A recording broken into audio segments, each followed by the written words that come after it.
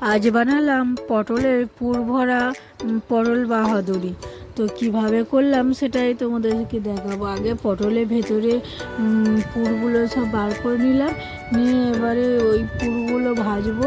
তো প্রথমে পেঁয়াজ দিয়ে দিলাম, দিয়ে পুরগুলো ভেজে নিলাম লঙ্কা হলুদ দিয়ে মিক্সারে গুঁড়ো করে নিলাম। নিয়ে এবারে ভেতরে পুরগুলো দিয়ে আর দিয়ে দিলাম সামনে পেছনে দিয়ে দিলাম বেসনটা দিয়ে আটা দিয়ে এবারে ভেজে নিলাম। নিয়ে এবার পেঁয়াজ আর টমেটো দিয়ে ভেজে নিলাম।